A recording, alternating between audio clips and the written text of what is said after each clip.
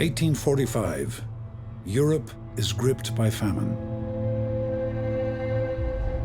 Having escaped from South America, a deadly fungus, Phytophthora infestans, triggers a blight which kills every potato crop it touches. Everywhere in Europe where the potato was an important part of people's diet was affected by a serious food crisis. La maladie de la pomme de terre, elle est insérée dans un autre ensemble de crises frumentaires qui entraînent, disons, des difficultés, des gens qui sont beaucoup plus faibles, des diarrhées, des dysenteries. An estimated 100,000 people die from famine-related causes, particularly in Belgium and in Holland and the Kingdom of Prussia.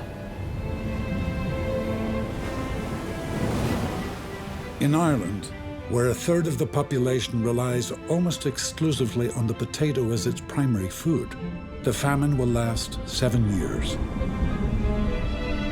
Proportionately, this catastrophe kills 1 in 8 of every person living on the island. That puts it amongst one of the greatest famines in global history. The Great Famine changed Ireland in so many ways. 1 million dead, 2 million emigrated. A mass of Irish migrants become refugees on the world's seas, desperate to build new lives. So they're starting at the bottom in America. There is a ladder in America. And by God, do they climb.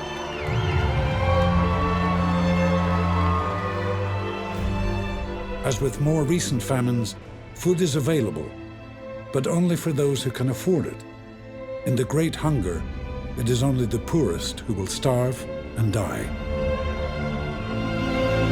Not all Irish people are descendants of people who suffered during the famine. Some Irish people are descendants of people who prospered during the famine. In the late 1840s, it's survival of the fittest in certain parts of the country.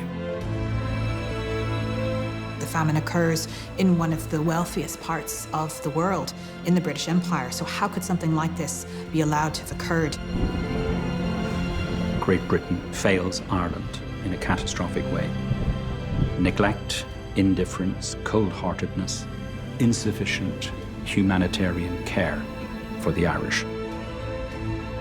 All of those 1 million people were real, warm, living, flesh and blood individuals.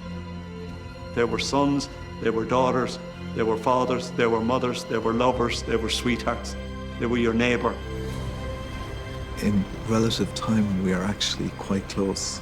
We're maybe 5 or 6 generations away from the worst catastrophe in our history.